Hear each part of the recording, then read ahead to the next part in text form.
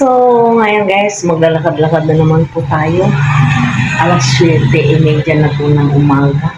Magandang umaga po sa inyong lahat.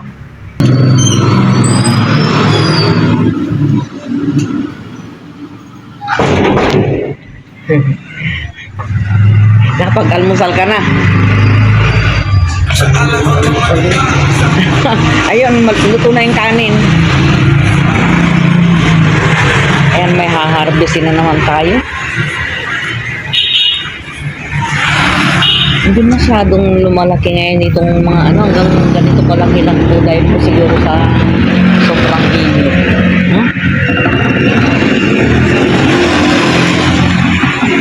Awa naman ng Diyos. May improvement na po sa kill ko. Lumalaki na po yung mga dahon.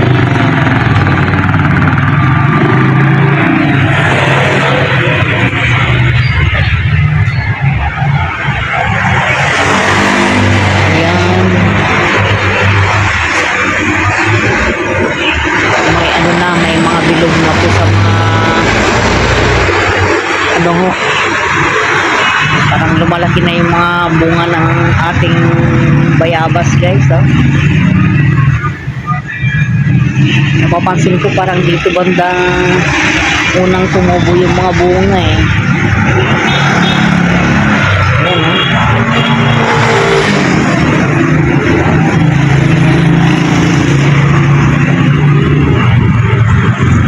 Ayan, yung yung mulberry ko inilipat ko po dito.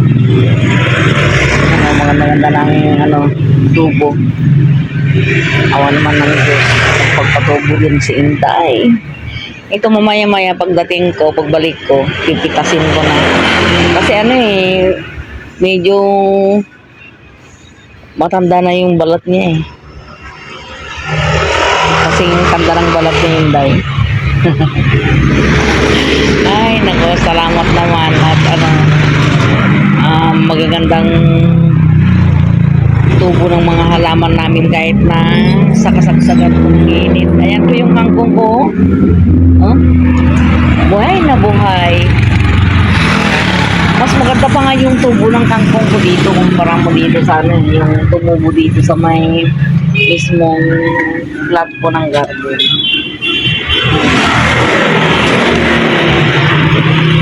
Ayan may makukuhanan na ako ng panigang. Meron din dito. Maramihin ko. Iba talaga yung kailangan maraming kangkong. Masarap kaya yan pang almusal. Ayan, healthy din po yung aking alugbati.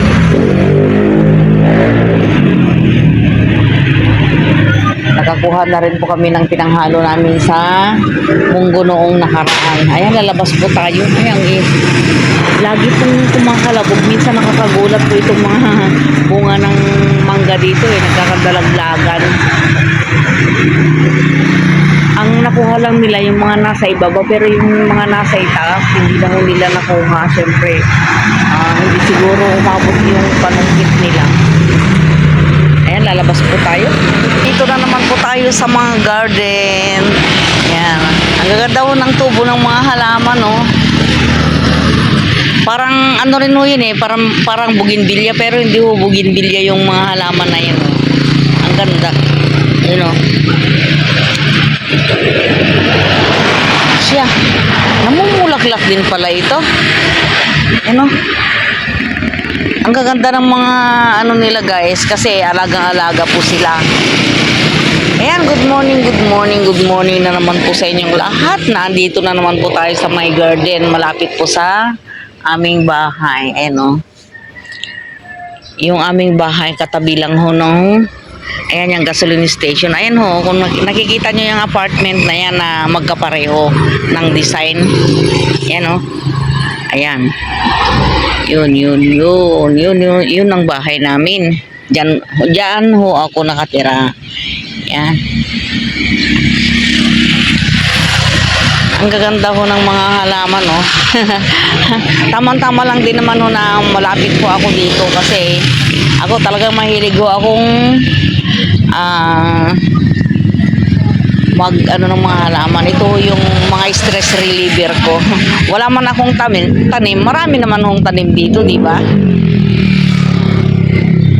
Papunta ho ako ngayon sa may kanto. Bibili ako ng pandesal at kung ano lang yung mabibili ko doon. Ito si kaibigan ko. Ito po. Sa kanto? Maghanap-hanap ako ng mabibiling mga maalmusal. Oo. Oo. Tignan ninyo guys, oh. Ang gaganda ng mga halaman nila dito. Oo. Sa mga gusto kong magtanong kung saang lugar ito, mag-comment lang po kayo sa aking comment section at ituturo ko po sa inyo kung saan. Ayan guys, so wag naman. Nakakatakot din minsan eh.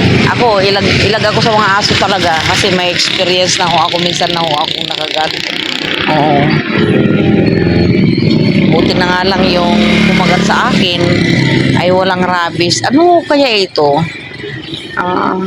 Itinatapon na kaya? O ewan ko lang. Baka binibenta naman sa murang halaga guys.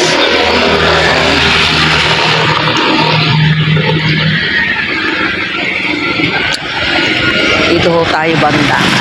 Ganyan lang ho ang trabaho ng inyong Inday pagka ganyan na walang ginagawa. Oo. Pagka ganyan walang ginagawa sa bahay, ito ho ang ginagawa ko. Naglalakad-lakad, ganyan. Kasi mahirap din ho yung nakahiga ho maghapon sa bahay. Masakit din ho sa katawan. Ang ganda ho nitong halaman na ito. Oh. Ito ang ito ang pinakagusto ko talaga sa ito ang ganda, oh. Ang ganda ng bulaklak. Oh. Ito ang gusto ko. Oh. Ang tanda na ho ng niya eh. Ang tanda na ng puno niya pero guys, meron silang may tumutubong sanga.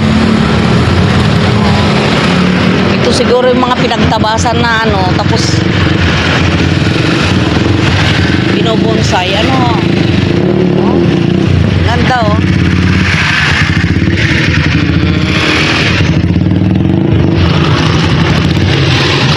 Pag nagsasama-sama ho yung mga bougainvillea, ang gaganda hong tingnan. Ang ganda-ganda. Ayan o. Yan ang simple lang ngayon.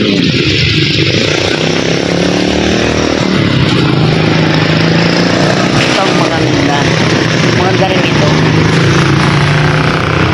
Magkano naman kaya ang isa nito? Yan ang malaking katanungan guys kung magkano naman kaya. Oo.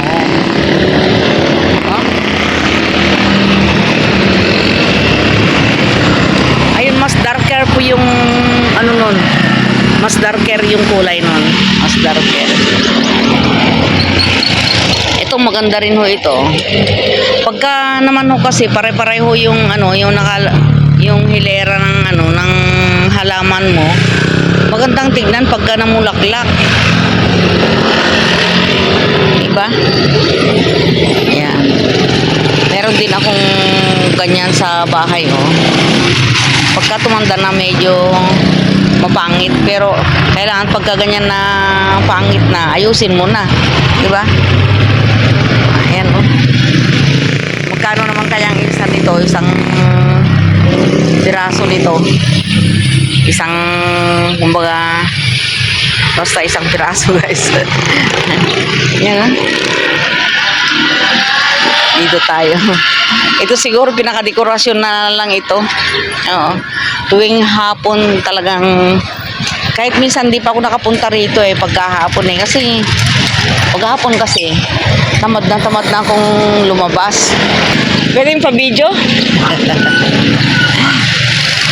Magbibideo lang ako.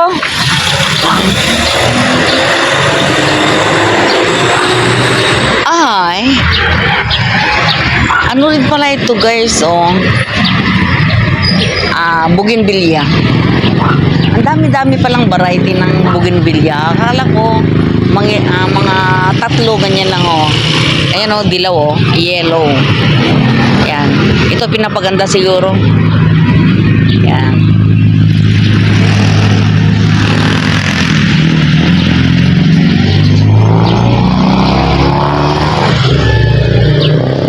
Ayan, ang gaganda ng mga ano nila dito. Bougainvillea din ito eh, kaya lang ibang variety. Pero mas maganda yung ano guys, mas maganda talaga yung mga ganun no. Yun. Yun. Mas pansidin, diba? Saka yung kulay white. Bougainvillea rin ito ano ho? Bougainvillea din. Oo. Lahat pala ng mga nakahilera rito guys. Itong compound na ito, itong block na ito, puro bougainvillea. Iba-ibang ano lang, iba-ibang variety oh. Tingnan ho ninyo. Bougainvillea din ho ito eh. Kaya lang ibang variety. Oh. Ang ano naman ho sa napuntahan ko sa may Australia, ang ano naman doon, nakikita ko yung mga rosas. Ayan, yun ang marami doon. Yun ang ano nila. Ano kaya ito? Iba rin ho ito eh, oh. Pero hindi ako ano dyan. Kumbaga, hindi ko feel. Mas feel ko pa rin yung mga ganyan, no? Bougainvillea. Tsaka yan, ayan. Yan. Ayan, sa mga gusto kong magtanong kung saan ho nating matatagpuan ito. Naandito lang po sa may Panipuan Purok 7. Sa may main road. Papuntang Malino po ito. Oh. Ang ganda nito, oh. Ito. Yan. Maganda sa ano yan. Sa may malapit sa swimming pool. Yan.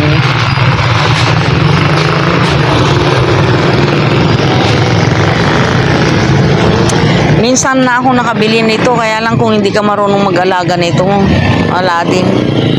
Kailangan bago ka bumili niyan, tanungin mo kung paano aalagaan yan. Kasi sila lang ang nakakaalam niyan. Yan, doon po muna tayo sa kabila. Oh. Sa tingin nyo guys, ilang taon na ho itong puno na to. Grabe. Oh. Ang laki-laki. Tsaka baka sa itsura niya ang katandaan na rin ito. Acacia. Mamamasyal muna tayo sa mga garden dito.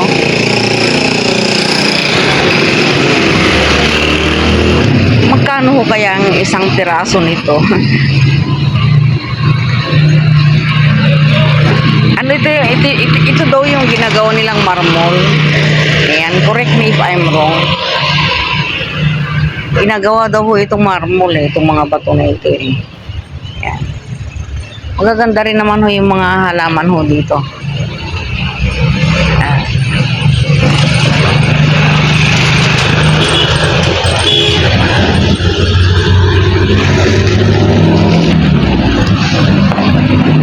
Maganda rin ho yung mga ano nila dito, yung mga bougainvillea. Kaya lang, mas marami ho talaga sa kabila. O kaya mas maganda lang yung pagkaka-arrange sa kabila. Kaya magandang tignan.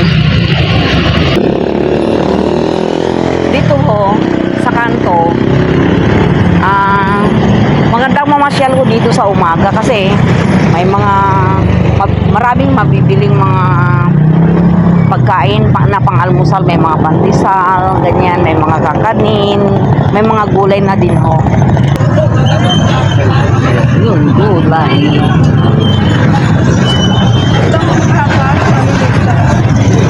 Hindi ako bibili yan.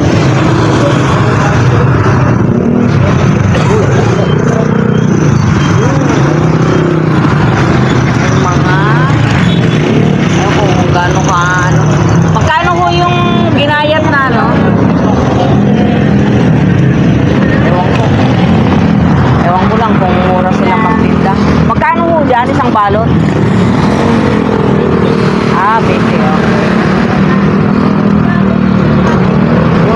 bayam, magkano?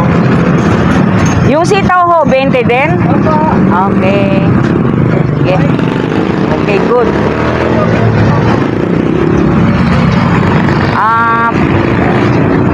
Pabili ho ng ano, isa niya, no? Tapos isa rin yung sitaw. Bili tayo niyan, 40 pesos. Hindi na ako bibili ng pecha. Ito kayang celery. Magkano sa celery? Isang ano?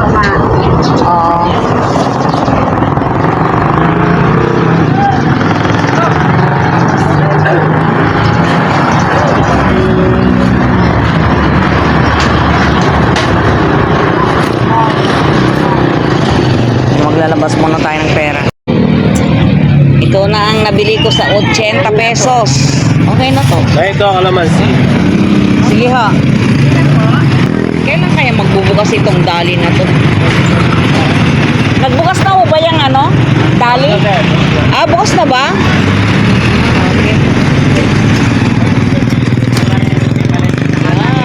May mga puto. Mag-osyoso. Dito tayo. So, ayan guys, pauwi na ho tayo. Nakabili na rin po tayo ng mga gulay na gusto natin. Ayan. Mga ano na rin ito. Panggata. Ayan, mahilig tayo ngayon sa gata. Yun, bukas na raw po yung ano ayan o, yung Dali Pampanga. Dali. Grocery po ito. Ito ho yung daan papunta sa Transient. At ito naman po yung daan papunta sa bahay. Yan. Mga sili din ho dito. Hindi rin nakaligtas sa camera ko yung ano, yung sili. Ang dami ho naming sili sa ano, sa paligid namin. Marami rin ho kaming mga pananim, pero ang itinatanim ho namin sa ngayon ay yung talagang mapapakinabangan namin. Katulad po ng mga talong, ganyan, alugbati, sili, kangkong, ayan. Yun po yung mga pananim namin, yung mga gulay. Ayan. Meron naman din po kaming mga pananim na katulad po nito, pero ibang variety naman. Oo. Meron naman ho siguro mga 2 piraso, ganyan. Tapos meron din ho kaming bougainvillea. Hindi po nawawala yung bougainvillea sa paligid po namin kasi yun lang pang masipag mamunga eh. Ay, mamulaklak, sorry. Oo. So, ngayon guys, hanggang dito na lamang po. At sana po ay nagustuhan na naman po ninyo ang aking video. At kung nag-enjoy po kayo, like, share, comment, and subscribe naman po. Bye-bye!